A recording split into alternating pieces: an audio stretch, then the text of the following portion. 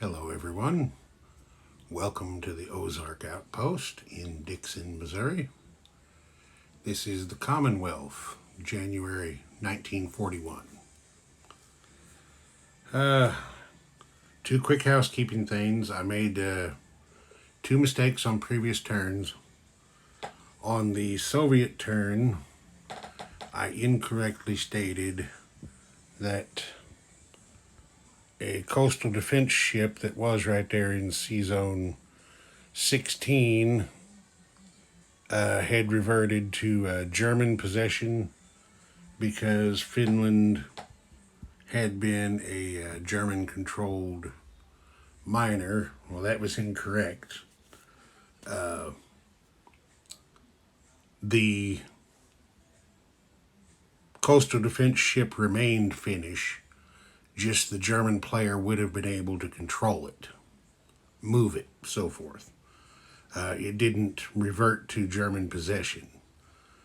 So, since I made that mistake, I gave the Soviet player the option to attack it because he probably would have anyway, and he did so and sank it. My other mistake along the same lines was right here in Borneo on the Japanese turn.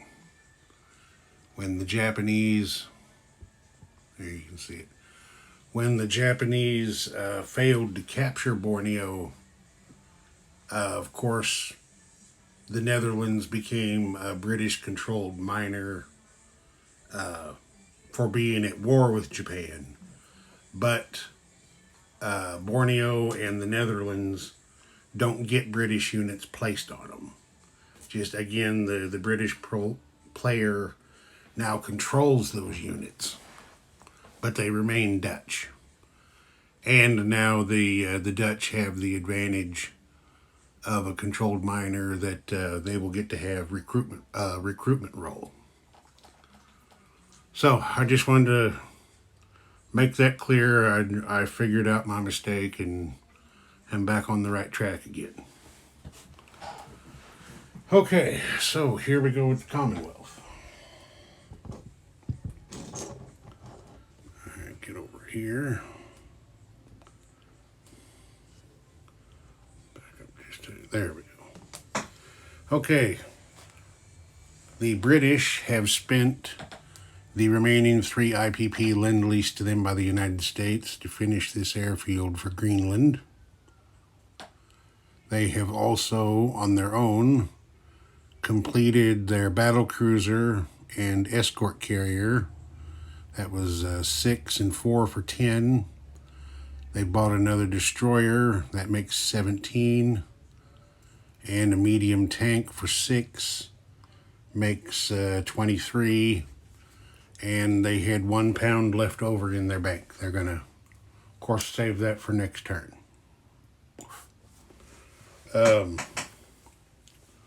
They also get to place a free unit as part of the Special Operations expansion in either let's see what. Hang on one second. I'm going to go look at the rules and make sure I did that right. Okay, it's a good thing I looked because I misread the rule. The January 1941 historical unit placement for Great Britain was something called the Gideon Force. It was a unit of camel-borne desert raiders. But the rule states that it has to be placed in... Now, the way the rule reads, it says it has to be placed in either UK-possessed Abyssinia, Ethiopia, or Sudan. Well, Abyssinia and Ethiopia are the same place. So, that's a discrepancy in the rules there. I'll send an email to Doug at Historical Board Gaming and ask what that's about, but the UK does not possess either Sudan or Abyssinia, So they don't get to place that marker, so forget about that one.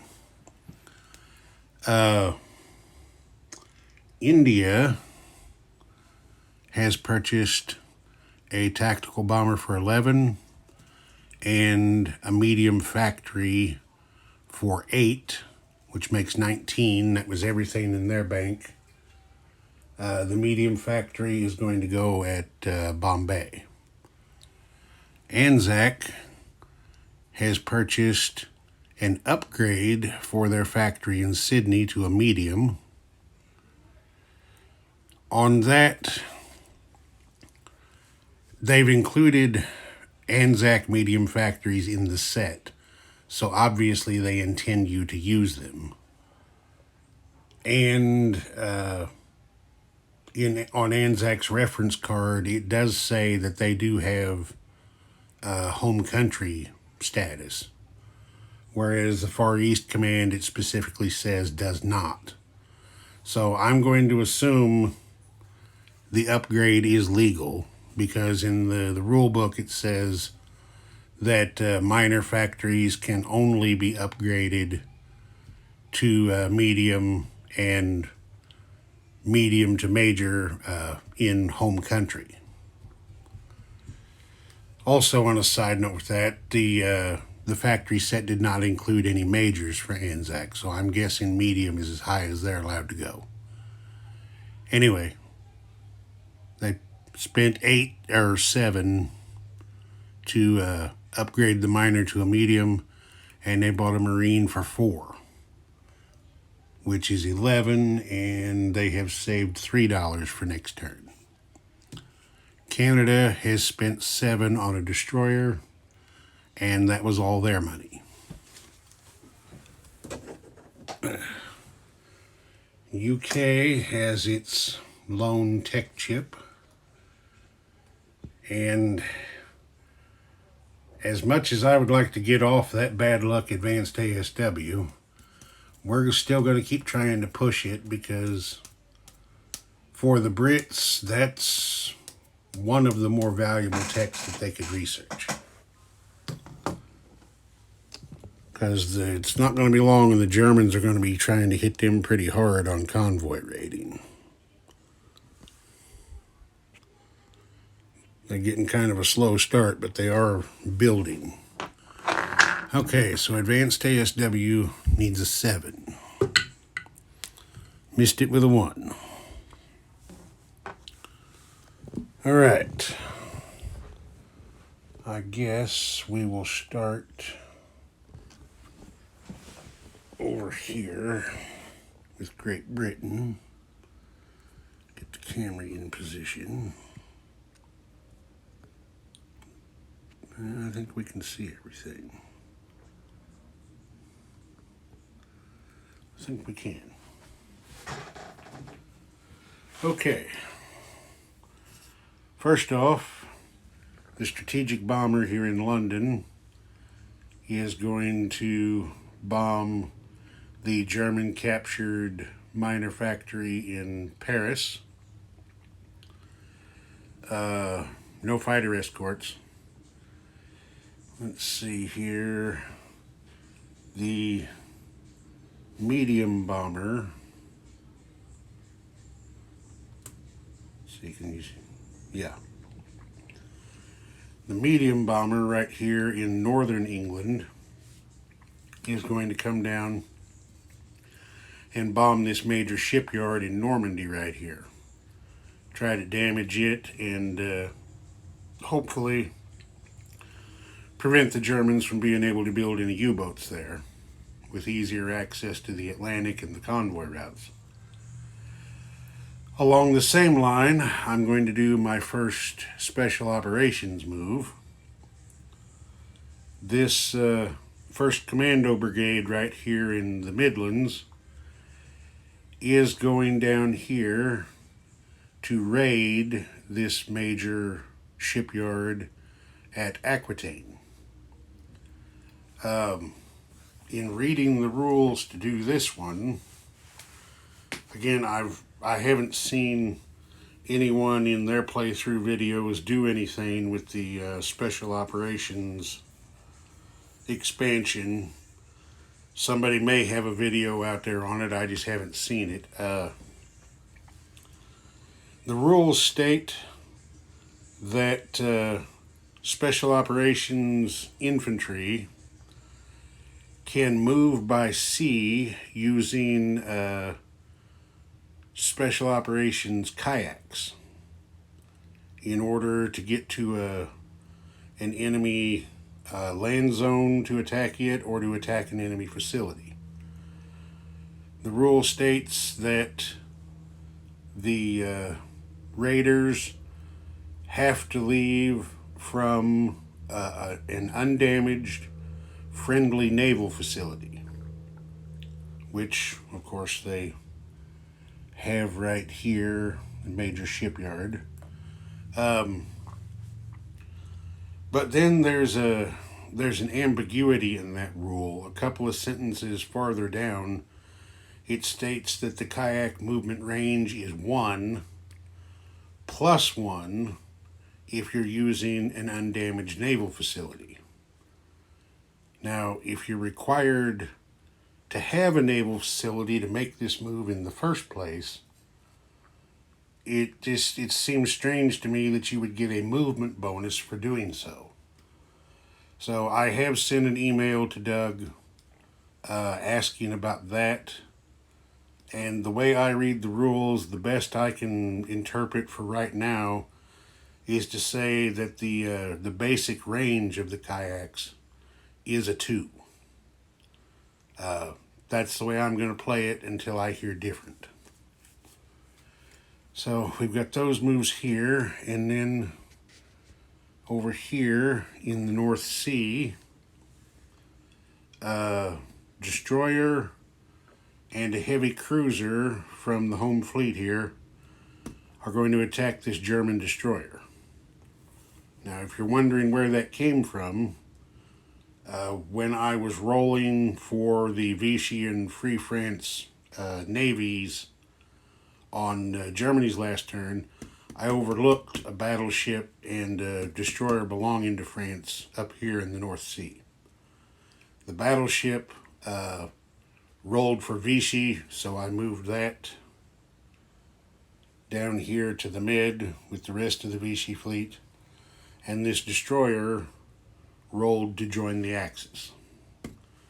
So the British are, as I said, a destroyer and a heavy cruiser from the home fleet, and it's off camera, but over here in the Baltic there is a torpedo boat destroyer that the British took over when they aligned Poland. So it's moving 1, 2 out here into the North Sea to join that attack as well. And then down here in the Indian Ocean,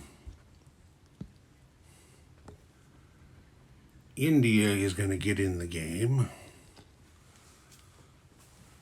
The battleship here and the heavy cruiser are going to go 1, 2 down to here and attack that German destroyer that had been French but rolled to join the Axis.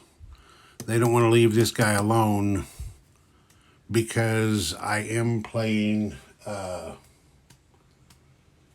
make sure I say it right.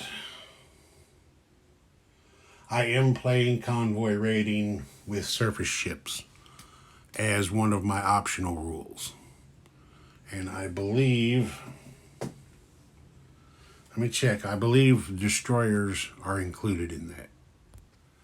Yes, the rules state that surface ships with a movement of 3 may engage in convoy raiding. And, well, no. Okay, that would exclude the battleship.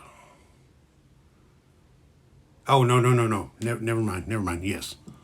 The German has a movement of 3, and he would be able to raid convoy lines if he chose to. So we want to get down there and try and take him out to prevent him from doing that. So those 2 ships go down there for an attack. And I believe that's it. I'm just making sure, because from the time I set this turn up until I started filming, I did quite a bit of reading in the rule book. I just want to make sure I haven't forgotten something. Yep. All right. I'll do the naval action down here in the Indian Ocean and let you know. Okay, the German destroyer's dead. The battleship got the hit on him, and then the destroyer rolled a miss. Now we'll shift back over here.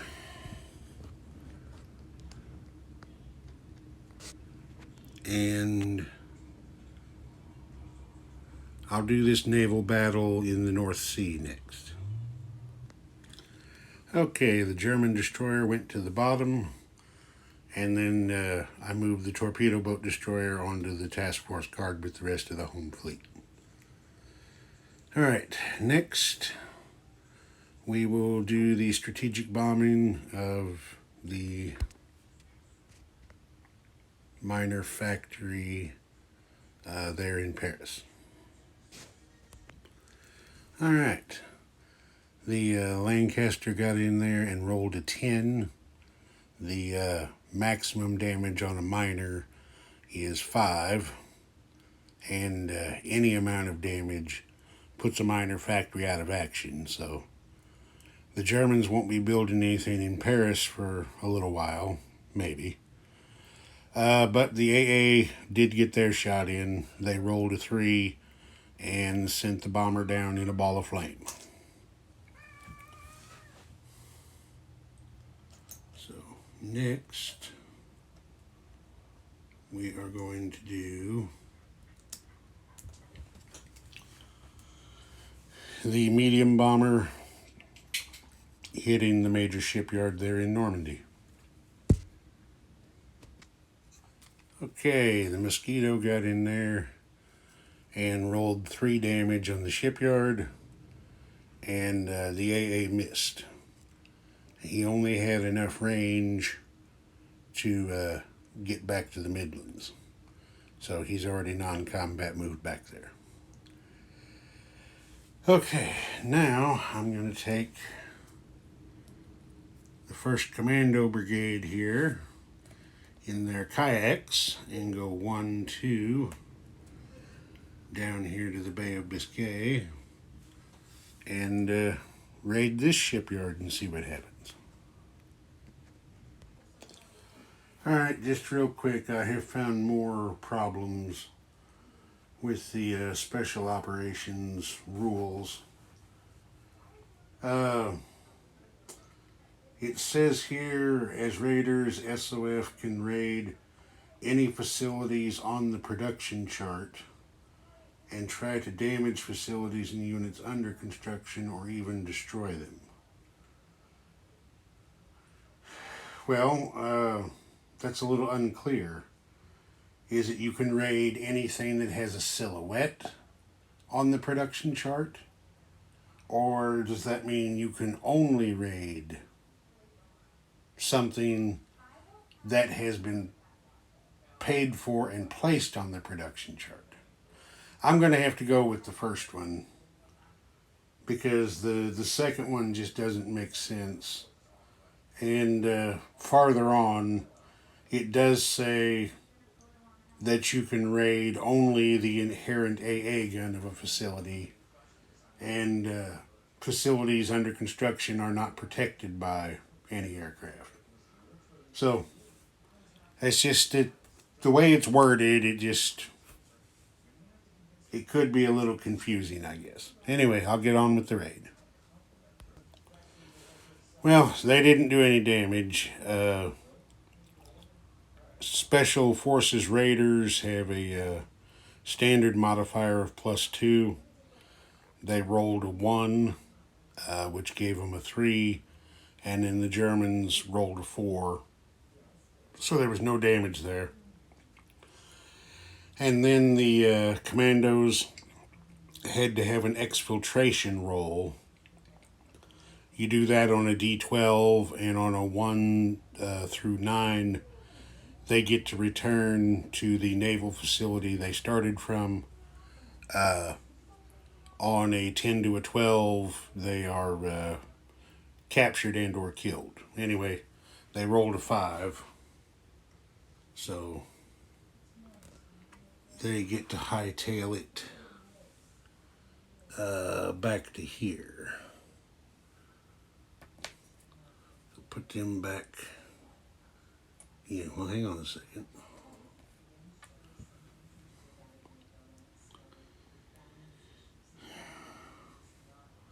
Well, it says return them to the zone the facility they came from.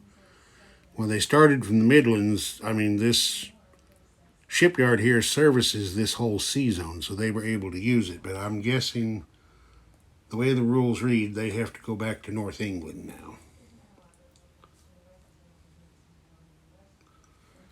Take that off there. And it looks like that is it for combat. So, just to recap, 5 damage on the factory in Paris, it's out of action. 3 damage on the major shipyard in Normandy, it's out of action. No damage down here in Aquitaine. German destroyer over here in the North Sea killed. And the German destroyer way down here in the Indian Ocean killed. All right. Now we go to non-combat moves. So we are going to have a few of those. See how much we can tilt down here and just start right here. Okay.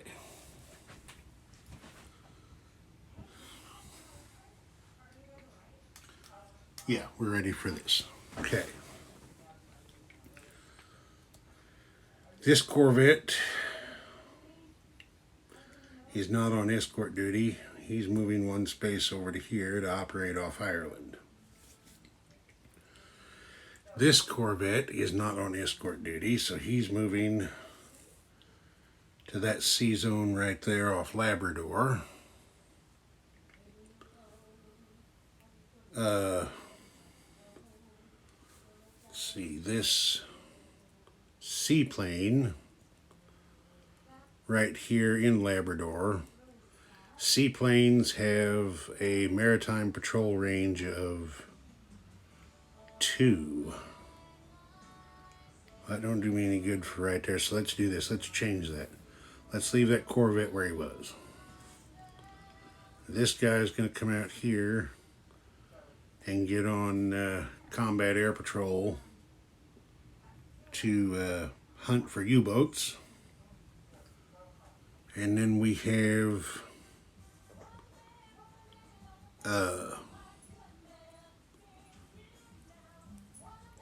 a seaplane over there at Ottawa that was built last turn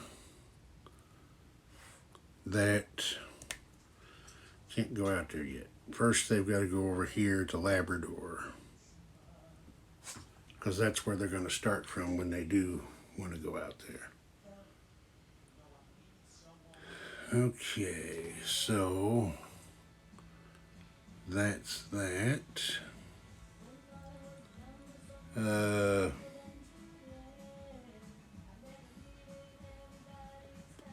The others on escort duty, of course, have to stay where they are. They have to come off escort duty before they can move to another zone.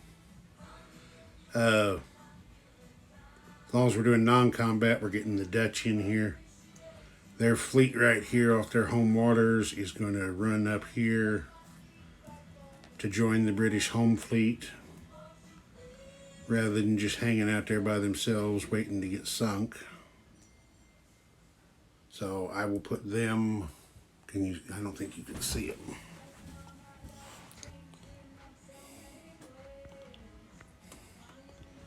There we go. These 3 Dutch ships up here were down here in the English Channel Zone. They're going to go on the card with the home fleet, I think. Yes, I believe they are. All right. Churchill and the War Cabinet have mulled this over. They've thought about trying to send some reinforcements over here to the French in Belgium, but they're not going to. Churchill has decided it would be a useless sacrifice of valuable units, that he's not in a position yet to be able to provide any kind of follow-on support. And if he sent an infantry and an artillery or 2 infantry over there, really he would just be throwing them away and wasting money. So we're not going to do that. So that's all the non-combat there. Down here in the Indian Ocean,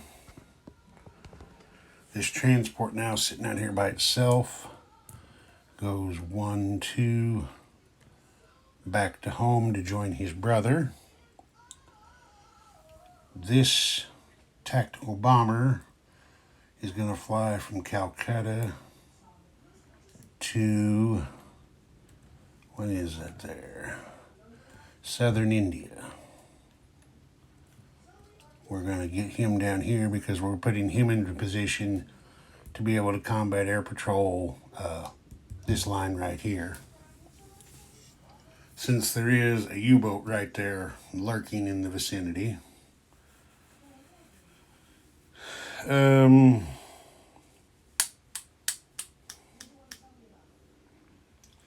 since the Japanese have come down here into the South Pacific and gotten in there, we're taking this escort carrier 1, 2 back to home waters, and this destroyer is going to go 1, 2, is that right? 1, 2, 3 back to home waters, and I think I'm going to have to get a task force marker in there. Then over here, we're going to shift another Gurkha down here, knocking stuff over. Shift another Gurkha down there to Burma, and then this Gurkha is going to move from here over to Bengal.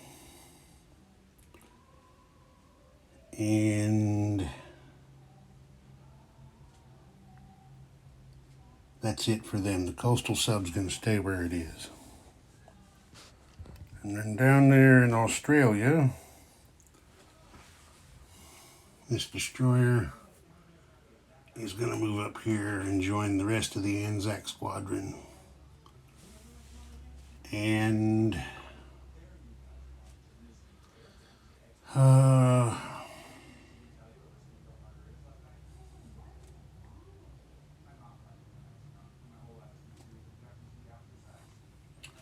this submarine is going to go 1, 2 over here to the Solomons.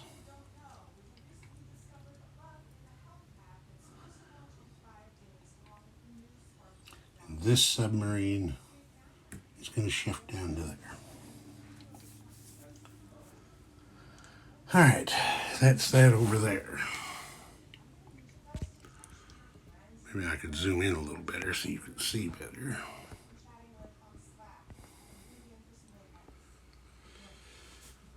Okay, let's see.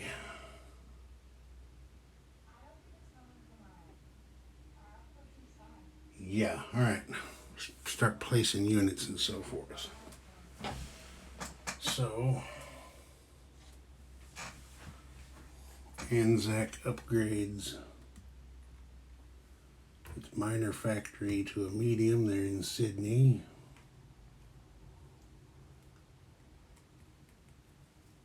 Place the Marine they bought in Sydney as well.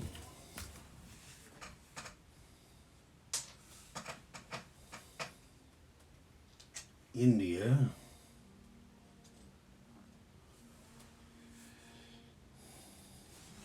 Yeah, we'll do that other thing in a minute. India, shift back here.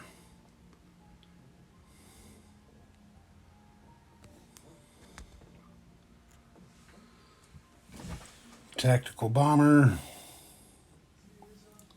goes to Calcutta, or as close as I can get it anyway. Minor factory goes to Bombay.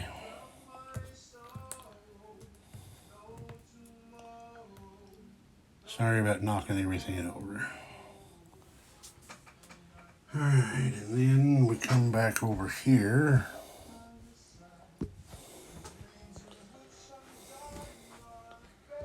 You know, probably gonna be better if I put the camera over here. I think we're gonna be able to see better. Okay. It's no longer under construction. That airfield is finished.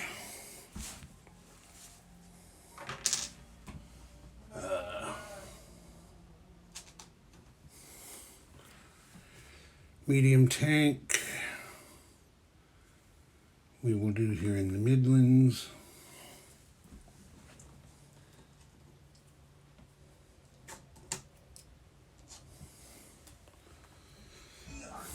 Can we see that? Yeah. Battle cruiser, destroyer, and escort carrier go to the home fleet. Now, since an aircraft is required to put a carrier on the board, I'm taking this fighter from the Midlands, putting him right on there.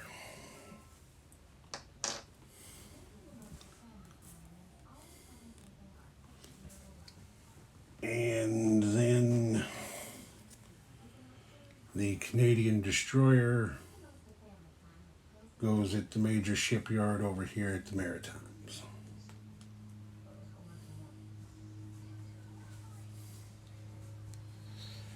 The fighter, Great Britain built through the Commonwealth Air Training Program, now gets delivered by Lend-Lease. And since I've gotten straightened out on these rules, let's see. There's no borders here, so it looks to me like this here is all one sea zone.